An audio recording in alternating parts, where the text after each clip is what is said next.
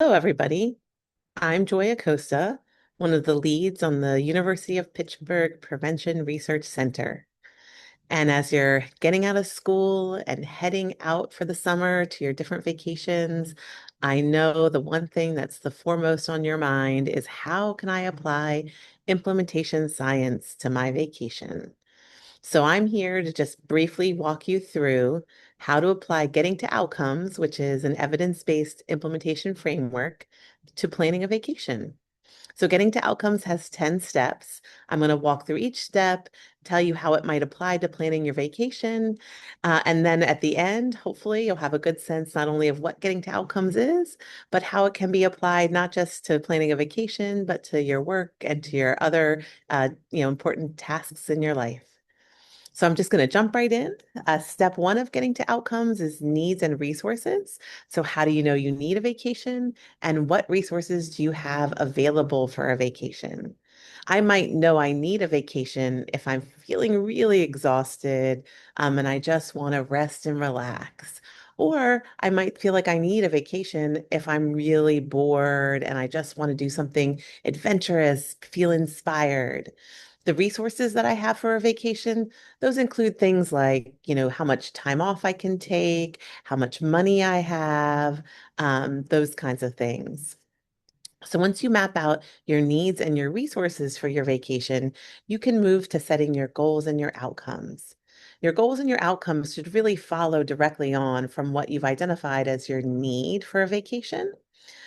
If I said, for example, that I really feel like I need a vacation because I'm exhausted and I want to rest, I might set my goal to to feel more rested. And my desired outcome might be to sleep 8 hours a night, because I know if I do that, then I will feel more rested. Um, so if I, feel like being exhausted is my need, I set those as my goals and my desired outcomes for my vacation. The next step is really to figure out then what can I do for a vacation that will help me to achieve that goal and desired outcome.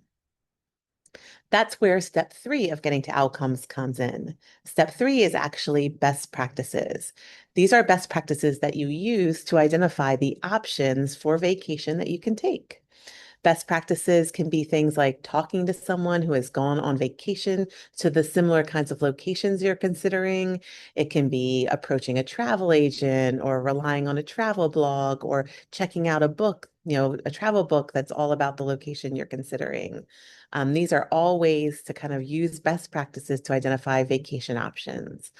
So if I'm thinking about taking a restful or relaxing vacation, I might, use these kind of best practices to identify options such as going to Fiji, where I can lay on the beach and, stay at an over the water kind of cabana, or going to Mexico for an all-inclusive vacation where I pay up front and I can just go and enjoy, or even going someplace like Nags Head, North Carolina. I can drive there. I can get a place that's right on the beach. Each of these different kinds of vacations are all kind of restful vacations, but they have different considerations.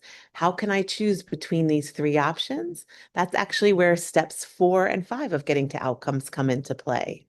Steps 4 is focused on the fit. How does your vacation fit with your family, with your friends, with whoever is accompanying you on that vacation? Does it align with their likes and dislikes, with their energy level, with their ages? If I'm thinking about going to Fiji, for example, and I want to take my family, I know that's not going to be a good fit because the flight is just going to be too long for my younger kids to want to take in order to get to a vacation. So if I'm considering my three options, Fiji, Mexico, and Nag's Head, I might take Fiji off the table because the fit isn't good.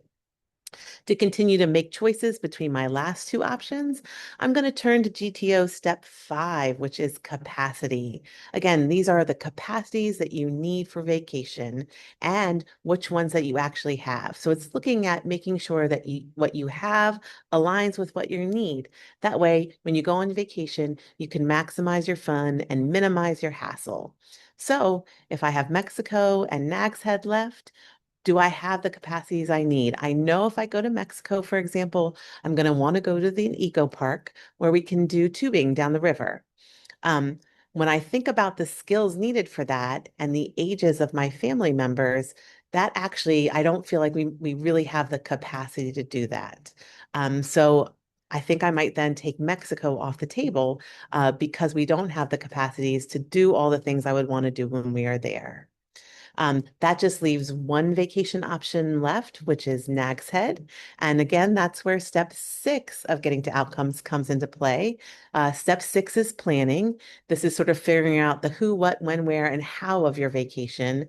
Once you know where you're going, what do you need to pack? How will you get there? Where are you going to stay? If I'm trying to figure those things out, a lot of times I actually use a spreadsheet, like an Excel spreadsheet when I'm planning my vacation. We recently went to Universal. I created a tab for each of the parks that we wanted to go to that listed the rides, the restaurants, and the entertainment that we wanted to check out while we were there. And once I had that laid out, I mapped that day by day to make sure we had the time and that it aligned with our travel plans and other things. If I'm going to Nag's Head for vacation, I need to think about packing, swimsuits, sunscreen, all the things I'm going to need for a beach vacation. Specific to Nag's Head might be packing extra groceries to cook, since I know there's fewer restaurants that are out there, things like that. So I'm sort of laying out the who, what, when, where, and how with step 6 and getting to outcomes. And this really allows you to have put a little bit of time in on the front end to have a really relaxing vacation on the back end. Once I've got my vacation planned, I'm packed and ready to go. So I set off to Nag's Head, and that's when I start with my step 7 of getting to outcomes, which is process evaluation. Here, you're really monitoring how well your vacation went. Did it go according to the plan that you laid out in step 6? Did we get there on time? Did we enjoy the restaurants we ate at? Did we fit all the activities that we planned in each of the days, or did we have to adjust on the fly to push things forward because we over planned? This is something I chronically do on vacation. I'm always putting too many things, down for us in one day, and I'm having to shift them forward. Um, Things like that. Changing plans in the moment. It's helpful to kind of remember and document how you make some of those changes as you're going through the process of implementation, so that you will be able to make adjustments in future implementation cycles. So with my vacation, if I know what I did well and what I didn't, I'm able to do those things differently and better in the future.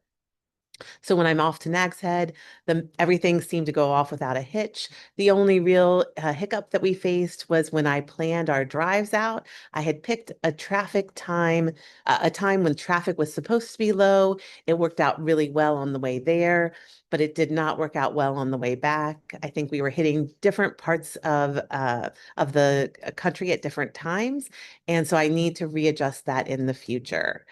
So that was kind of the process evaluation of our Nag's Head. Um, Hand in hand with process evaluation is step 8 of getting to outcomes, which is outcome evaluation. Here is when you really ask yourself whether you achieved the goals and desired outcomes that you set back in getting to outcomes steps 2.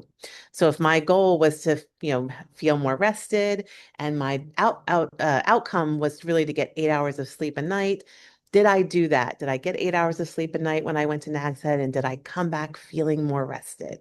And the answer was yes, everything worked out. The only thing that was more tiring for me was, again, the drive back. That learned that from our process evaluation.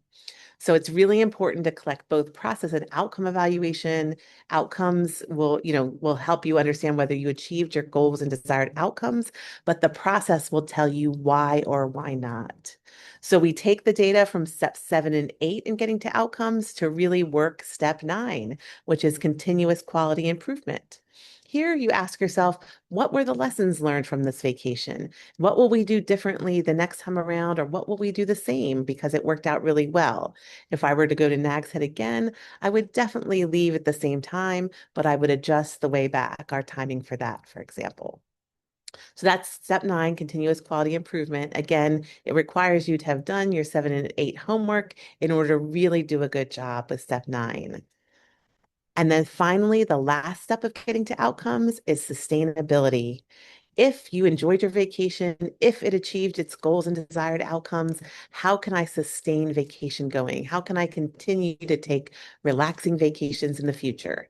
Here, I know I'll need to save money. I know I'll need to conserve some time off from work, those kinds of things to help me be able to sustain and keep having fun going on vacation, on an annual basis.